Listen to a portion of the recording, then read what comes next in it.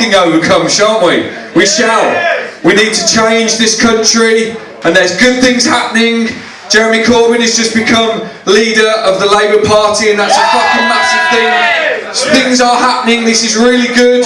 I think we should start tonight. Well, this bit of tonight, we've already started tonight. We started it today. I think we should say thank you to Ryan Fraser, Frankie Fraser and Ian Roberts for putting on this night. Let's actually say thank you. Come on, man, that's shit. Come on. Thank you. Now, what I want you to do is I want you to keep a round of applause going while Ian goes and gets the bucket that he was just carrying around. Ian, can you go and get the bucket that you were carrying around? Go and get the bucket, you know the bucket with the cash in? There's a door there, isn't there? Come on, Ian. Right, so let's have a massive round of applause while Ian finds the bucket for those people that put tonight. Come on, come on. Ian, take your time. Come on, let's get a massive round of applause. Come on, man. If you're at the bar, come in. Come on, let's get a crowd here. Let's get a good atmosphere going on. Thank you very much, Ian. The one that you were carrying around before was blue. This one's red. What have you done here? Right, okay, so, as you can hear, there's shitloads of coins in here. We don't need any more coins. We just want notes from now on. If it's your turn to buy a round at the bar, don't buy a round. Put your money in this bucket. It's my turn to buy a round at the bar. There's a tenner. That's going in, please. I want you to do that as well. Next round at the bar is in that bucket, please. Pass that around. Let's get these homeless people off the streets and into homes. Let's say a massive thank you to Luton Food Bank for the amazing work that they do, putting food in people's mouths. They can't get food, that's an amazing thing. Come on, I've just heard one person shouting, yeah! The homeless guy at the back, who's obviously been helped out by Luton Food Bank. Come on, Luton Food Bank, man, put our hands together for Luton Food Bank. Thank you. All of the acts tonight haven't been paid. Which is ironic, isn't it? That seems like an austerity measure to me, and we're here to stop that shit, so all of that money in the buckets is going to us. And finally, there's one last person to thank, one last organisation to thank. It's the Mary Seacole Housing Association. So let's have a massive round of applause for the Mary Seacole Housing Association. Fuck you! Of course, Mary Seacole was born in Jamaica in 1805. She was a black woman and she came over to Britain, and during the Crimean War she went over and she went out and she helped soldiers who were suffering on the battlefield. She did everything she could. They called her Mother Seacole. She was an amazing woman. People would not help her because she was black, but did she say fuck you? I'm not doing this anymore. She went no, and she fucking carried on doing it, and that's what we've got to do. We've got a stupid fucking Tory government telling us not to help people, and we need to be like Mary Seacole, and that's exactly what tonight is about. So let's have a massive round of applause for all of you lot for putting money in the bucket and for coming out tonight. So yeah, Mary Seacole, right, give me a massive round of applause if you love anal sex. Yeah!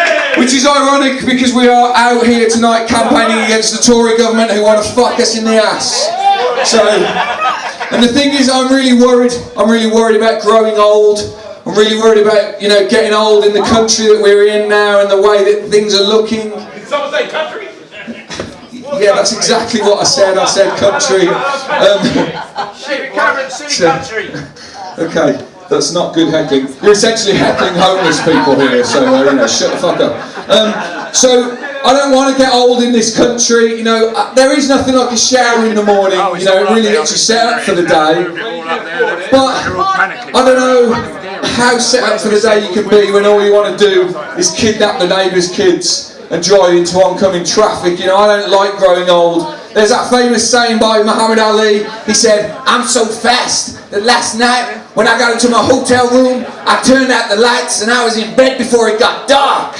Well, the other night I went to bed before it was dark. And see, the thing is that I don't want to get old. I'm growing old, and I think I've hit my fashion plateau. I think that's a sign of when you've hit that age where I'm never going to dress any differently to this now. This is my uniform for being old. I'm going to always wear skinny jeans that don't really fit me. These are a 34, I'm a 36. A t-shirt, a free t-shirt that's a bit too tight for me, sort of almost double denim, and skater trainers, even though I've never been on a skateboard in my life.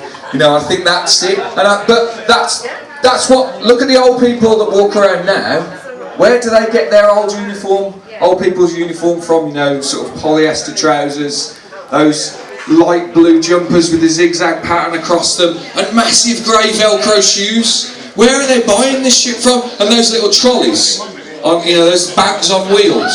Where'd you get those from? It's like, got a big zippy. I've never seen those in shops. You know, where do people get those from? Is there an OAP quarter? And where is the OAP? I mean, you probably know, where's the OAP quarter in Luton? When you got your bus pass, did you get like a map with it that told you where the OAP quarter was? So, and how do you get into the OAP quarter? I've seen Luton. There's loads of shops for hearing aids. There's loads of hearing aid centres. It's one of those enchanted. You know, if you go through there, does that get you into the OAP quarter? And what's there?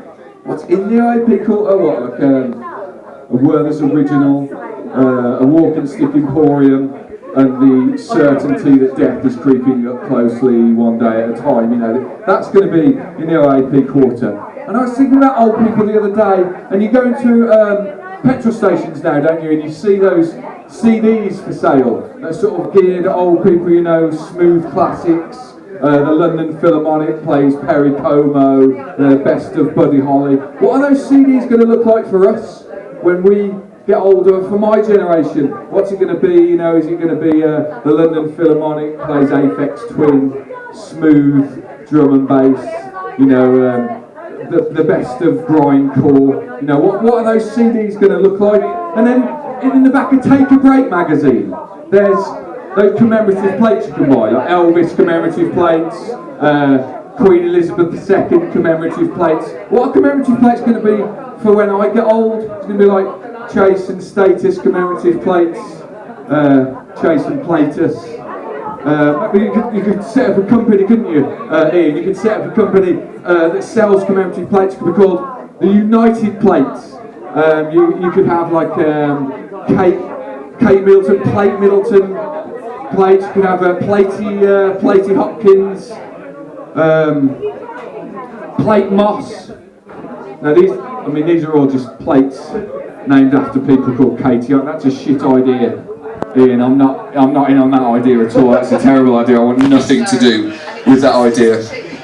And for me, my generation as well, what we really like, we're really into things like bass tubes on cars and spinning rims and pate. You know, we're into loads of different things. But when I get old, how am I going to carry those passions through? Because when I'm driving around on my mobility scooter, Gareth plates.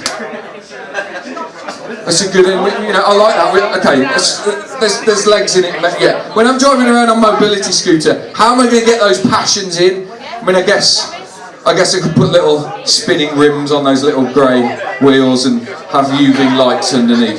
But where would I put my bass tube? Maybe in that little trolley that you wheel around with you. That kind of works, you know, maybe. But the thing is, I'm never going to be on a plate against the machine.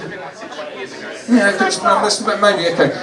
I'm never going to have a mobility scooter because I'm never going to be fat enough for one. Because really, mobility scooters are fat people now. This is my way to help. She has one. What? My mum's skinny, she has one. She shouldn't be on it. So the thing is, I've thought of an idea that can alleviate the stress on the NHS and make money at the same time. I think that they should all be fitted with explosives. And what happens is the people are weighed before but this is the most right-wing way to deal with austerity. So they'd have explosives attached to them and scales, and when the fat person got on them, if they put on weight since last time, it just exploded. Now, I know what you're thinking. You're thinking, oh, that's disgusting, fat people blowing up all around town. But they don't get on them in town, do they? Get on them at home. So just be blowing up at home, it'll be fine. But that'll create jobs. That'll create jobs because you've got to have someone clean that shit up. So, Terry, what makes you want to be a rotund remains recovery ranger? I just always like the idea of exploding fat people. You've got the job, Terry, you've got the job. But the thing is, I don't want to grow old and die. That seems unfair. Channing Platum. We'll speak after. There's a business in this. I don't want to grow old and die. I just want to blow up fat people. Is that too much to ask? My name's been Terry Green. Our next act for this evening is an amazing comedian from Banbury. That seems like an oxymoron, but he is an amazing comedian from Banbury, Mr. Matt Bragg.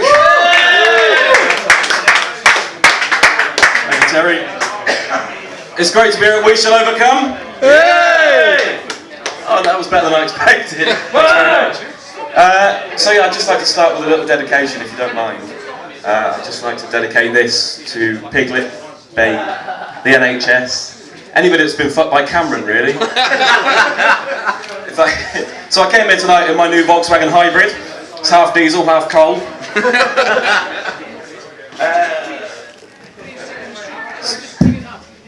There we go.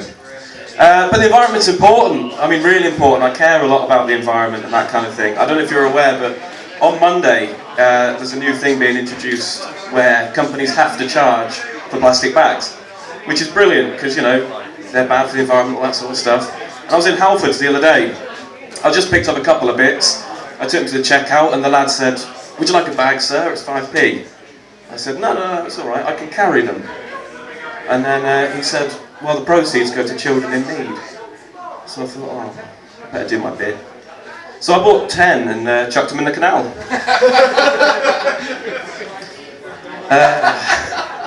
Come on, comedy's a lot like sex. The more noise you make, the better I think I'm doing. Thank you very much. No, I do all right. I mean, my secret, if anybody wants it, I avoid gold diggers.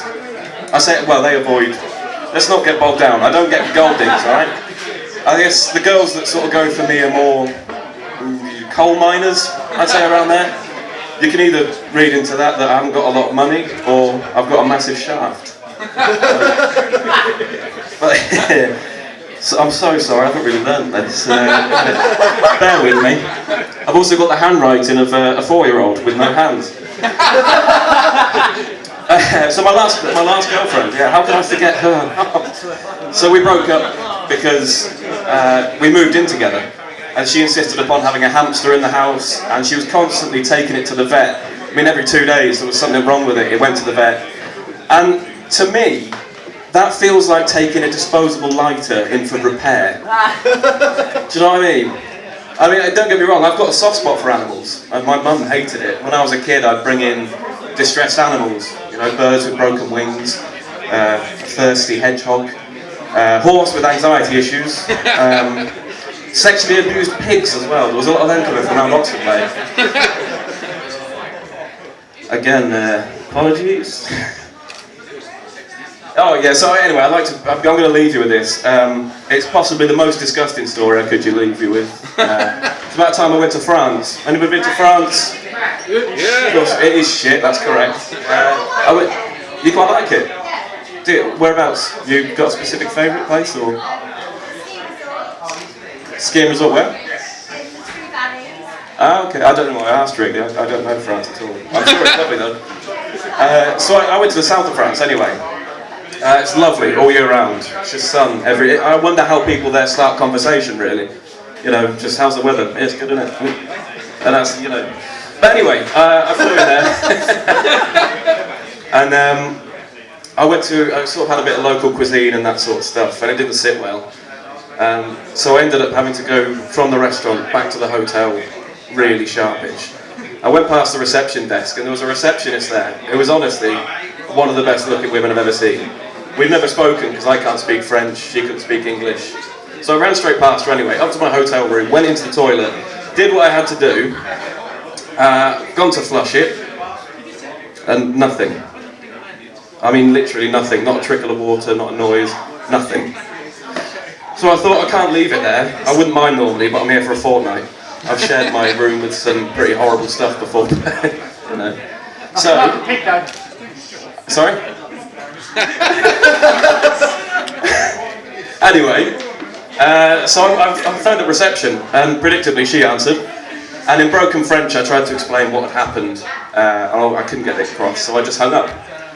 So I thought I'd have to tackle it myself, that's the only option. And then just as I went to it, there was a knock at the door. And it was her, the receptionist. Obviously she'd heard I was distressed over the phone, and she'd come to check on me. So I thought, I've got to open it in case she thinks I'm dead, and I let her in, and sort of took her to the bathroom, and we both stood there for a minute, so I just lifted the lid up, and she had a look, and then I know one word in French, which is "regarde," which just means look. And then I've gone to flush it. It's gone first time. She's run out screaming. As far as she's known, there's some British bloke who's just phoned her up just to go, here, come and have a look what I did. Anyway, you've been lovely. Thanks very much for having me.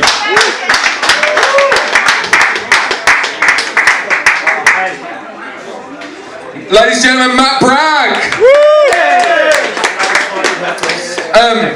I think something that we could do to help our economy is to shop at car boots. I think car boots are a wonderful thing. Car boots are a lot like dogging. You know, you sort of wander around and you sort of stop at different places, and sometimes you see something that's just disgusting and you move on. Other times you kind of see something and you think, it's kind of interesting that is. I'm just going to stand back and have a look whilst other people really crowd round. And then other times there's stuff that you really want and you get right in there. And then there's dogging. But I just love going to car boots. You know, I think that you find that at car boots you have to. It doesn't matter what the price is. You have to heckle, don't you? You have to sort of not heckle. It's haggle, isn't it? Heckling's different. Heckling's when you shout at people, isn't it? It's like no, you don't go to a car boot and heckle. Don't go. Yeah, call that a Volvo, mate. It's like a fucking Volkswagen that does. You've not even got a wallpaper paste table, you wanker. Enjoy your thermos flask of soup, you shit. Don't do that at a car boot sale. That's gonna make the economy plummet. You haggle. You've got to go and haggle at a car boot, haven't you? It doesn't matter what the price is. How much is this, please? It's 25p. You take 20? 20? Yeah, go on, you tell 20p. Essentially, they're selling you their rubbish. I mean, they're going to throw this shit away anyway, they're not keeping this, that's why they're selling it at a car boot. You're essentially going up to people and saying, can I give you 20p for what's in your bin? It's a fucking weird thing to do, but I love car boots. Anyway, your final comedian for this evening, please put your hands together. Give a massive round of applause for Mr. James Hoy!